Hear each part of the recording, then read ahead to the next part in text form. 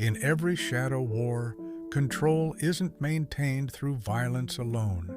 It's achieved through psychology. In the world of John Wick, power doesn't come from who shoots faster or kills cleaner.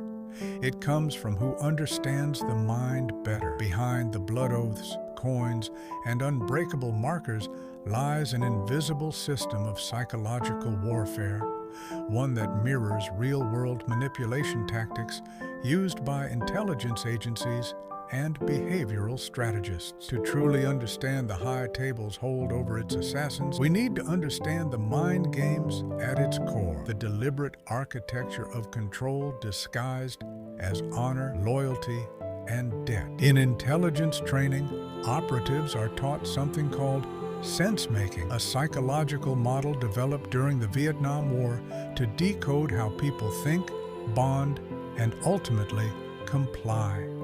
Soldiers back then discovered that their captives, even when cornered, refused to reveal secrets. Psychologists were brought in to study why. What they found changed the way human influence was understood forever. Sense-making, as they called it, is the process through which every person learns to make sense of the world and of other people. It has 3 stages: avoidance, competition, and compliance. These phases map perfectly onto the emotional blueprint of manipulation. First, we resist what's unfamiliar. Then, we test it. Finally, once the resistance has been softened through connection or conflict, we submit. Compliance is the end of the game, the moment control becomes invisible. The high table's entire structure functions through this same triad. When John Wick first tries to retire, when he avoids the life, the system responds by pulling him back through competition. He's challenged, provoked, cornered into action. Every duel, every debt, every favor is a psychological snare tightening around him. The markers, those blood-sealed tokens of obligation, aren't just plot devices, they're tools of behavioral engineering.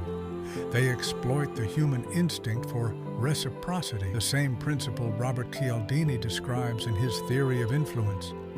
When someone does something for us, we feel compelled to return the favor, even when that favor costs us everything. In Wick's world, that instinct becomes deadly. Each marker represents not gratitude, but entrapment, a debt that transforms loyalty into servitude. What makes this manipulation so powerful is that it doesn't rely on overt force. It's social, emotional, and moral. The high table doesn't need to threaten its assassins. It simply reminds them of what they owe. By embedding its authority in ritual, coins, codes, and commandments, it reframes obedience as tradition and fear as loyalty. Every assassin believes they are choosing their path, when in reality, the system has already decided it for them.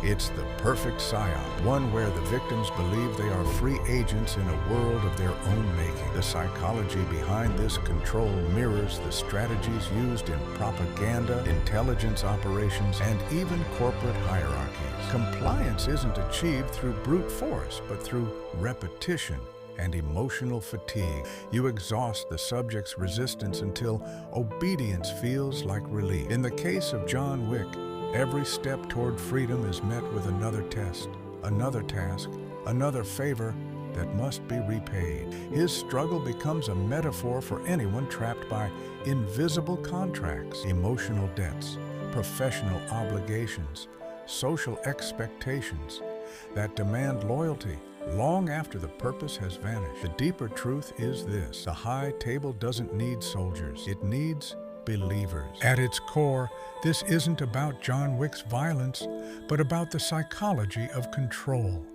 the ways power systems hijack human instincts. The avoidance phase mirrors our initial rejection of authority. The competition phase represents our fight to assert individuality within it. But compliance, that's where the true manipulation lies. The high table teaches us that when control becomes familiar, it no longer feels like control at all. The assassin's cage is made not of walls or chains, but of promises and pride. Wick's tragedy, then, is not just that he cannot escape his debts. It's that part of him doesn't want to. The system has made him believe that compliance is identity. The brilliance of this concept is how it blends fiction with reality. In our world, manipulation operates in equally subtle ways. In workplace hierarchies that reward silence, in relationships that demand emotional debts, in ideologies that frame obedience as virtue. Just like the high table, these systems don't punish directly. They condition us to punish ourselves. And when we finally rebel, we discover that rebellion itself was already part of the plan, just another predictable variable in a behavioral model designed to maintain order. The endless cycle of avoidance, competition, and compliance becomes both a societal mechanism and a personal prison. Yet there's an unsettling beauty in this realization. If manipulation follows a pattern, it can also be broken. Understanding the cycle is the first step toward escaping it. Wick's evolution through the films becomes symbolic, not of revenge, but of awareness. Every act of defiance brings him closer to clarity, to understanding that the greatest victory isn't defeating his enemies, but refusing to play their psychological game. His war isn't against people, it's against programming. So, what does this tell us about the human mind? That influence is inevitable. But compliance is optional. We can't avoid manipulation, but we can recognize it, decode it, and decide when to stop participating. The high table's markers, debts, and codes are just metaphors for the invisible contracts that bind us in real life. Whether it's guilt, obligation, or fear of rejection, every system has its way of making us comply. And every act of awareness is an act of quiet rebellion. In the end, High Table Psyops isn't a story about assassins. It's a psychological mirror held up to every viewer. It asks, who owns your compliance? Who decides what you owe, and to whom? When we begin to answer those questions, the invisible chains start to break. Because, as the essay concludes, the high table never needed to pull the trigger. It just needed to make sure you believed you owed them the bullet.